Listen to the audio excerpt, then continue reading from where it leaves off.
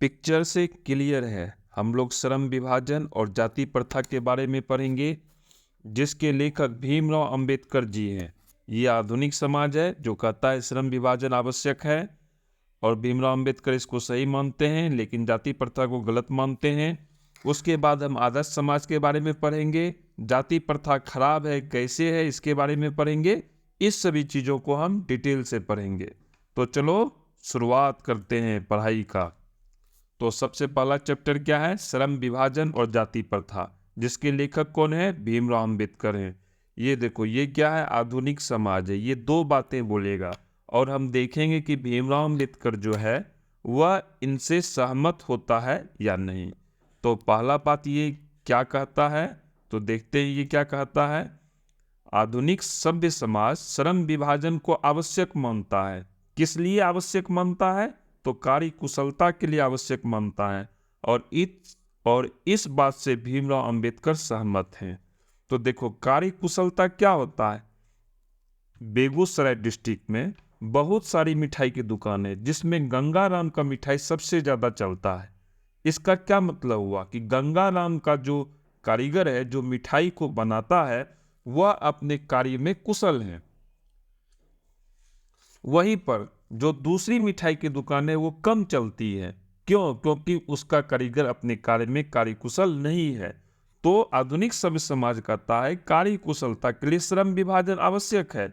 यानी जो मिठाई बनाता है वो अगर मिठाई ही बनाते रहेगा तो वो अच्छा मिठाई बनाएगा। कोई शिक्षक है, अगर वो पढ़ाता ही रहेगा तो अच्छा पढ़ाएगा। यही यह कहना चाहता है। कोई इंजीनियर है और वो अगर इंजीनियरिंग का ही काम करता रहेगा तो वो अच्छा इंजीनियर बनेगा। कोई डॉक्टर है, अगर वो डॉक्टरी करता रहेगा तो वो अच्छा काम करेगा। यही कार्य कुशलता है। तो कार्य कुशलता के लिए श्रम विभाजन को भीमराव अंबेडकर सही मानते हैं। वो कहते हैं श्रम विभाजन आवश्यक है। ध्यान रहे, भीमराव अंबेडकर क्या कहते हैं? वह कहते हैं श्रम विभाजन आवश्यक है। वो सिर्फ श्रम विभाजन को आवश्यक कर रहे हैं।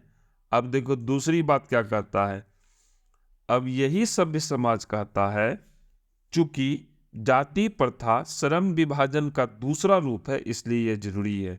यह कहता है जाति प्रथा और श्रम विभाजन एक ही चीज है। आधुनिक सभ्य समाज कहता है जाति प्रथा और श्रम विभाजन दोनों एक ही चीज है, लेकिन भीमराव अंबेडकर इस बात को कहते हैं एकदम गलत बात है, खबरदार, यह ठीक नहीं है।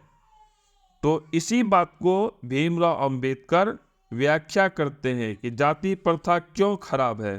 तो हम तीन चीज को पढ़ेंगे, श्रम विभाजन को पढ़ेंगे, जाति प्रथा को पढ़ेंगे।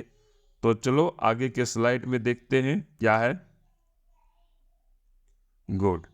अब देखो, भीमराव अंबेडकर जो है वह असहमत हैं, ठीक है, और कहते हैं कि यह विडंबना है, आज भी जाति प्रथा के पोषक तत्वों की कमी नहीं है।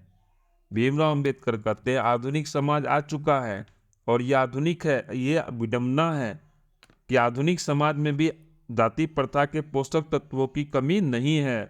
वो जाति प्रथा को बढ़ावा देते हैं। तो इसके लिए ये दो पॉइंट बोलते हैं।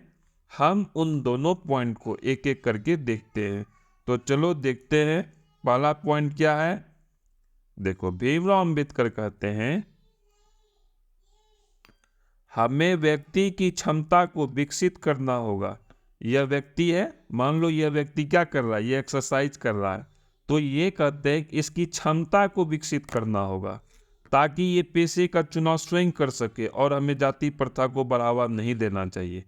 इनका कहना है कि यह व्यक्ति है, ठीक है, तो हम क्या करेंगे, इसकी क्षमता का विकास करेंगे। मान लो यह व्यक्ति बॉडी बिल्डिंग के क्षेत्र में अपना करियर बनाना चाहता है। इनका कहना है कि हम इसकी क्षमता का विकास करेंगे और इसको अपना पेशा चुनने का आज़ादी देंगे, ना कि हम इसके ऊपर थोपेंगे कि तुम्हें यही काम करना है।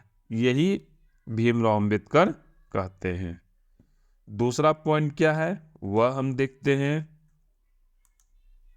दूसरा पॉइंट है जाति प्रथा श्रम विभाजन के साथ श्रमिक विभाजन का भी रूप लिए हुए है, और यह अस्वाभाविक विभाजन है क्योंकि यह रुचि पर आधारित नहीं है। देखो, आधुनिक सब समाज क्या कहा था? आधुनिक समाज कहा था कार्य कुशलता के लिए हमको श्रम विभाजन करना है। तो भीमराव अंबेडकर कहते हैं कार्य कुशलता के लिए हमें उसकी क्षमता को विकसित करेंगे। और भीमराव अंबेडकर कहते हैं जाति प्रथा गलत है। क्यों? क्योंकि यह श्रम विभाजन के साथ श्रमिक विभाजन का भी रूप लिए हुए है और यह अस्वाभाविक विभाजन है। यह जो विभाजन है यह स्वाभाविक रूप से नहीं है, क्योंकि यह रुचि पर आधारित नहीं है। देखो, यह व्यक्ति है, ठीक है, इसको पढ़ने में रुचि नहीं लग रहा है और इसके ऊपर अगर हम यह कह दें कि तुमको पढ़ना ही होगा तो यह अस्वाभाविक विभाजन है।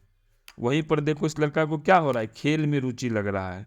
तो अगर हम इस लड़का को खेलने दें इसकी मर्जी के अनुसार तो ये स्वाभाविक विभाजन हो जाएगा। यही चीज ये कहना चाहता है।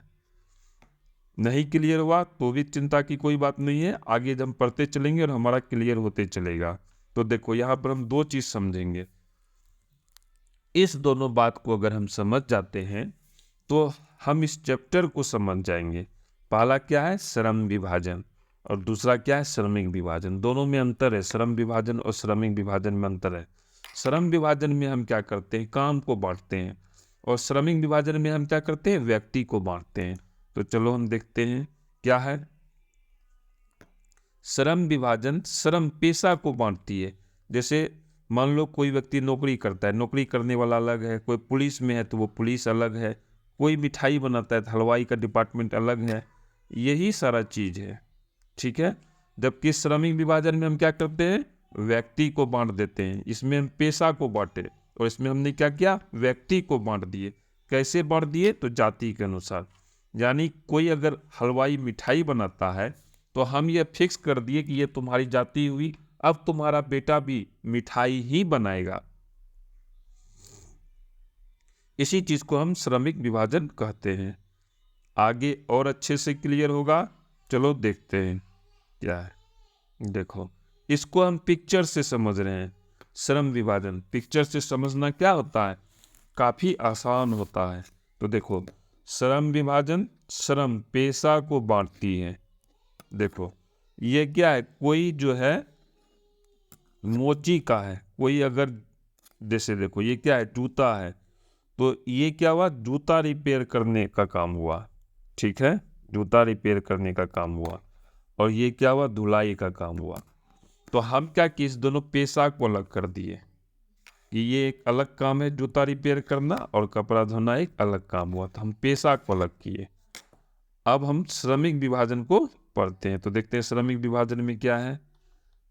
श्रमिक विभाजन में हम क्या कर रहे हैं, व्यक्ति को बांट रहे हैं। देखो, किसके अनुसार, जाति के अनुसार। इस व्यक्ति का पिता जो था वो भी जूता बनाने का काम करता था। तो हमने कहा कि तुम उसके पुत्र हो तो तुम भी जूता ही बनाओगे। तो यहाँ पर हम श्रमिक विभाजन कर दिए।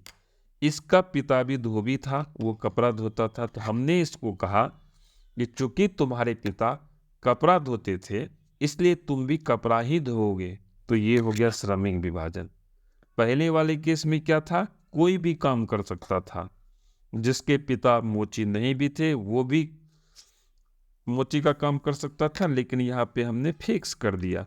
अब क्या है, यह इस काम को नहीं कर सकता है और यह इस काम को नहीं कर सकता है। दोनों अपने काम को नहीं बदल सकता है श्रमिक विभाजन में। यही बेसिक अंतर है। आगे देखते हैं क्या है हमारे लिए। अब भीमराव अंबेडकर कहते हैं ये जो जाति प्रथा है ये खराब है, ये अच्छी बात नहीं है। अब सवाल है कि ये जाति प्रथा खराब है कैसे। तो इसके बदले में वो कई सारा तर्क रखते हैं। हम उन सभी तर्कों को देखेंगे।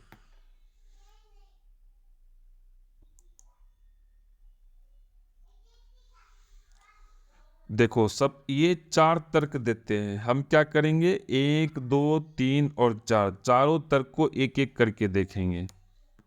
पहला तर्क, दूसरा तर्क, तीसरा तर्क और चौथा तर्क। तुम इसको यहाँ भी पढ़ सकते हो या हम आगे बढ़ते चलेंगे, एक एक करके पढ़ते चलेंगे। तो इसको हम अभी यहाँ नहीं पढ़ेंगे, हम आगे बढ़ते हैं, उसमें हम 1 नंबर पढ़ेंगे। फिर आगे बढ़ेंगे, हम उसमें 2 नंबर पढ़ेंगे। फिर आगे बढ़ेंगे, हम उसमें 3 नंबर पढ़ेंगे। फिर आगे बढ़ेंगे, हम उसमें 4 नंबर पढ़ेंगे। तो पढ़ते हैं, पहला नंबर में क्या है। पहला नंबर में है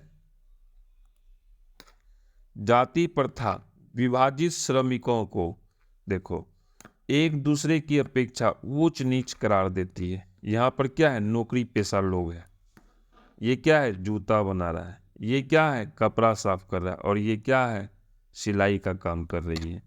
तो कहता है अगर हम जाति के आधार पर बांट दें तो अब इसका बेटा भी ये काम करेगा, इसका बेटा भी ये काम करेगा, इसका बेटा भी धोबी ही बनेगा और इसका बेटा भी कपड़ा ही सिलेगा। तो क्या होगा, यह इसको उच्च नीच की दृष्टि से देखेगा। यह व्यक्ति समझेगा मैं ऊंचा हूँ, ये नीचा है। यही भेदभाव होता है जाति प्रथा के कारण।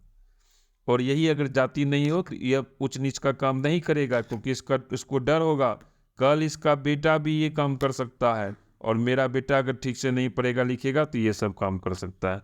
यहाँ तक कि इस व्यक्ति को इस बात का भी डर होगा अगर सरकार का सहयोग मिले और ये मेहनत करे तो ये यहाँ आ सकता है, और मैं अगर ठीक से काम नहीं करूँगा तो मैं यहाँ भी जा सकता हूँ। यही अंतर है, लेकिन जाति प्रथा इस चीज़ को रोक देती है। पहला पॉइंट हमने पढ़ लिया, अब हम दूसरा पॉइंट देखते हैं क्या है। दूसरा पॉइंट देखो क्या है। दूसरा पॉइंट है हमें व्यक्ति की क्षमता को विकसित करना होगा, पहले ही कहे थे, ताकि वह अपने पेशे का चुनाव स्वयं कर सके। जैसे देखो ये लड़की है, ठीक है, इसको अगर सिलाई का ही काम करना होगा तो हमें क्या करना होगा, इसको सिलाई की ट्रेनिंग देनी होगी कि अगर इसको सिलाई का काम करना है, मान लो ये लेडी है, ये चाहती है कि मैं अव्वल दर्जे की दर्जी बनूं, ठीक है, फैशन का काम सीखो, NIFT national institute of fashion technology. तुम में से बहुत लोग क्या करोगे, जब अच्छे से पढ़ाई करोगे तो निफ्ट में जाओगे। मेरी एक बहन है जो निफ्ट से पढ़ाई की है, वहाँ पर तुम फैशन डिजाइनर बनोगे। फैशन डिजाइनर का कोर्स होता है, वो 2-2 लाख 4-4 लाख रुपया एक कपड़े को डिजाइन करने का मिलता है। तो यह लड़की को लगता है कि वो फैशन डिजाइन का काम शुरू करेगी, तो उसके लिए हमको क्या करना होगा, इसकी क्षमता को बढ़ाना होगा, इसको ट्रेनिंग देना होगा ताकि वो निफ्ट में एडमिशन ले सके। लेकिन अगर हम मान ले ये जाति प्रथा है और ये कटिहार के एक कस्बे में काम करने वाली किसी गांव की महिला है और जाति प्रथा होगा, तो क्या होगा, जब यह गर्भवती होगी और इसके पेट में जो बच्चा होगा, हम उसी समय ये तय कर देंगे कि इसका जो पुत्र होगा, ये जो इसका पुत्र है वो भी कपड़ा ही सिलेगा। यही चीज जाति प्रथा की बीमारी है, जिसमें हम ये तय कर देते हैं गर्भधारण के समय ही पेशा निर्धारित कर दिया जाता है और जीवन भर के लिए उसी पेशे से बांध भी दिया जाता है। यानी इसका जो पुत्र होगा, ठीक है, इसका जो ये पुत्र है हम फिक्स कर दिए, तुम अब दर्जी का ही काम करोगे, तुमको अब दर्जी ही बनना है, तुम दूसरा काम नहीं कर सकते हो। यही जाति प्रथा की सबसे बड़ी बीमारी है। तो हमने एक पॉइंट पढ़ लिया, दूसरा पॉइंट भी पढ़ लिया, अब हम तीसरा पॉइंट की ओर आगे बढ़ते हैं। तीसरा पॉइंट क्या है, जाति प्रथा व्यक्ति को पैतृक पेशा के अलावा दूसरा पेशा चुनने की अनुमति नहीं देता है, भले ही वह व्यक्ति उसमें पारंगत हो। यह लड़का देखो उस महिला का पुत्र है, जाति प्रथा के अनुसार क्या हुआ, यह बेचारा भी दर्जी बन गया, जबकि यह व्यक्ति किसी कॉरपोरेट सेक्टर में नौकरी कर सकता था। तो वही यह सोच रहा है कि मुझे यह बनना है, यह व्यक्ति ऐसा व्यक्ति बड़ा होकर बनना चाहता था। लेकिन अगर जाति प्रथा हो तो ये कभी बन ही नहीं सकता है, क्योंकि जाति प्रथा में तो फिक्स कर दिए हैं कि तुमको तो दर्जी का ही काम करना है। तो यही जाति प्रथा की बुराई है। 3 पॉइंट पढ़ लिए, अब हम चौथा पॉइंट की ओर आगे बढ़ते हैं। अब भीमराव अंबेडकर कहते हैं अगर पेशा अनुपयुक्त और अपर्याप्त हो तो वह भूखे मर जाएगा, और आधुनिक युग में यह स्थिति प्राय आती है। अभी मान लिए हम किशनगंज के एक छोटे से शहर में है, बहादुरगंज है ना, बहादुरगंज में है, तो वहाँ पर क्या है, इतना लोग देखो सिलाई का मशीन लेकर के बैठा हुआ है और कस्टमर मात्र 5 ही व्यक्ति है। तो क्या होगा, ये सब व्यक्ति का कपड़ा सिला हुआ जो है वो बिकेगा ही नहीं, क्योंकि बनाने वाला 20 है और सिलवाने वाला केवल 5 है। तो ऐसी स्थिति में क्या आएगा, वह व्यक्ति भूखे मर जाएगा। या हम फिक्स कर दिए हैं तुम सब की जाति क्या है, दर्जी है, तो तुम सब क्या बनोगे, दर्जी ही बनोगे, हमने फिक्स कर दिया है। कस्टमर है 5, सिलने वाला है 20, तो भूखे मर जाएगा। यही जाति प्रथा की सबसे बड़ी बीमारी है।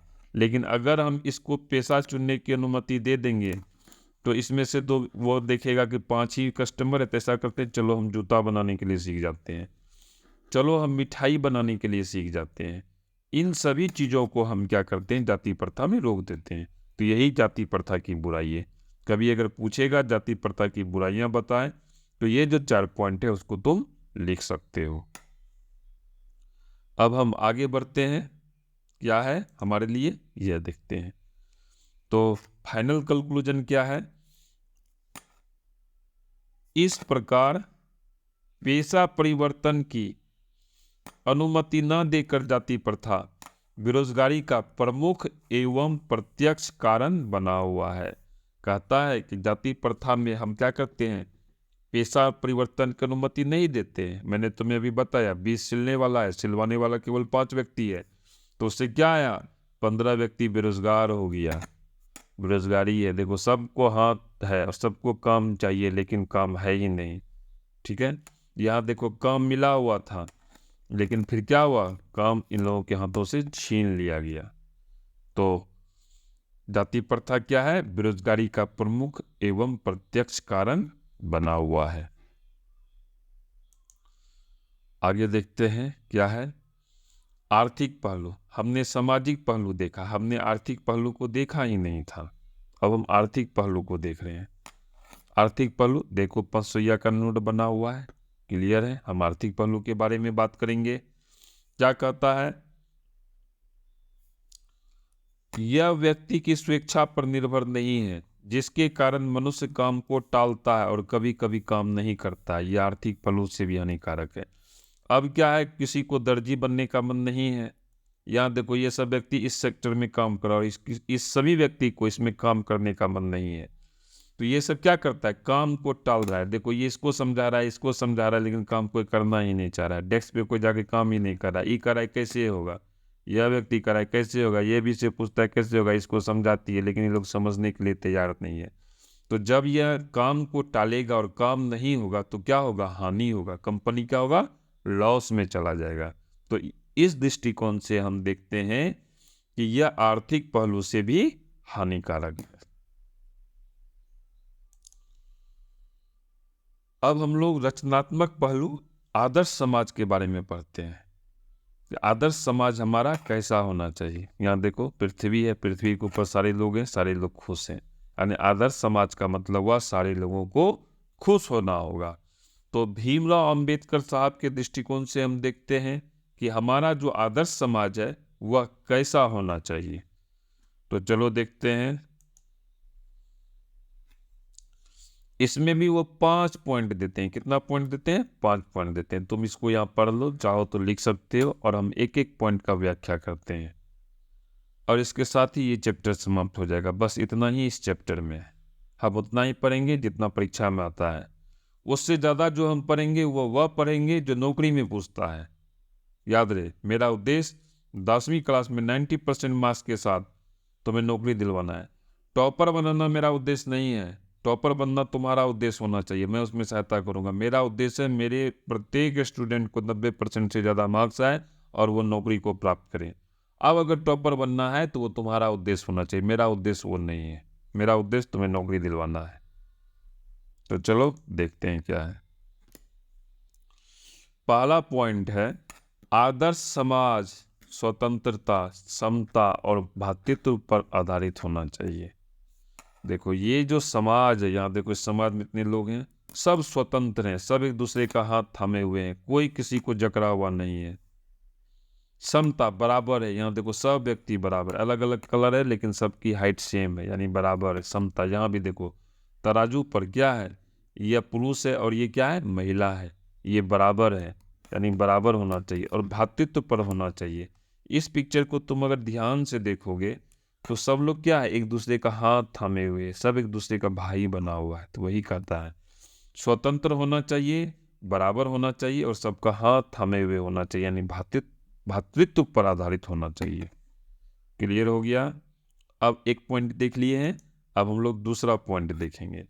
दूसरा पॉइंट क्या है, आदर्श समाज गतिशील होना चाहिए ताकि परिवर्तन एक छोर से दूसरे छोर तक पहुंचे।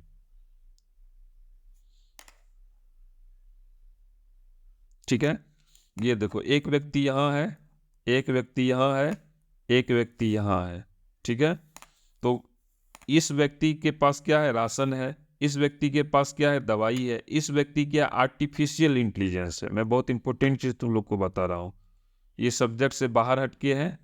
आर्टिफिशियल इंटेलिजेंस देखो, अब पहले कंप्यूटर का जमाना आया, अब कंप्यूटर में कंप्यूटर का जमाना आ गया। आर्टिफिशियल इंटेलिजेंस का मतलब वैसा कंप्यूटर जो व्यक्ति के जैसा काम करता है।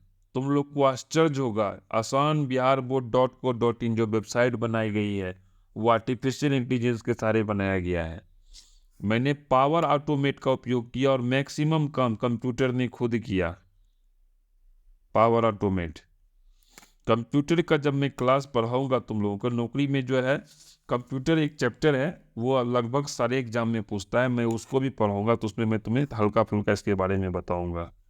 ठीक है, तो ये चीज मैं कहता ये गतिशील होना चाहिए। गतिशील होने का क्या मतलब हुआ? गतिशील का मतलब हुआ यह व्यक्ति चाहे तो यहाँ आकर के ये ले सकता है, इसको अगर दवाई लेना हो तो ये यहाँ आ जाए, इसको अगर किताब पढ़ना हो तो ये यहाँ चला जाए। गतिशील का यही मतलब हुआ, यानी कि परिवर्तन जो एक छोर से दूसरे छोर तक पहुंचे। तीसरा पॉइंट क्या है? समाज के हितों में सभी भाग ले और उन हितों की रक्षा के प्रति सभी सजग रहे, ये कहता है। तो देखो, ये समाज का हित है, सारा व्यक्ति क्या कर रहा है? भाग ले रहा है, और सभी सजग है, सभी अपना मुट्ठी बांधे हुए हैं, कुछ भी होगा तो हम देख लेंगे। यहाँ ह्यूमन राइट की बात कर रहा है, दिल की बात करता है, मानव के अधिकार की बात कर रहा है, और सारे लोग शामिल हैं और सब सजग हैं कि कोई किसी को हानि नहीं पहुंचा सकता है।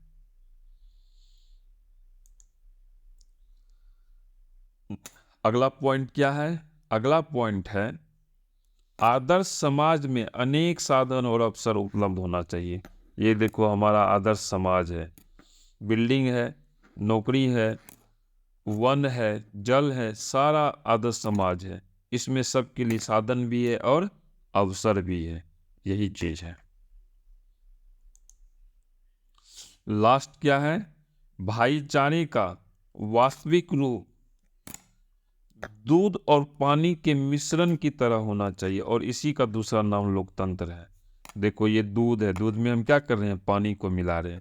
तो दूध में जब हम पानी को मिला दिए तो क्या दूध और पानी को हम अलग कर सकते हैं? नहीं कर सकते हैं। लेकिन लैक्टोमीटर की सहायता से हम दूध की शुद्धता माप सकते हैं। कंपटीशन में क्वेश्चन पूछता है दूध की शुद्धता किससे मापी जाती है? तो लैक्टोमीटर। किससे मापी जाती है? लैक्टोमीटर, याद रखना। और कहता है यहाँ पर देखो, ये दूध और पानी मिला है, और यहाँ पर देखो अपने देश में सारे लोग देखो किस तरह से घुले मिले हुए हैं। तुम पता ही नहीं कर पाओगे इसमें कौन बिहार में रहता है, कौन उत्तर प्रदेश में है, कौन दक्षिण भारत में है। कहता है ऐसा ही समाज होना चाहिए, और इसी का दूसरा नाम क्या है? लोकतंत्र है।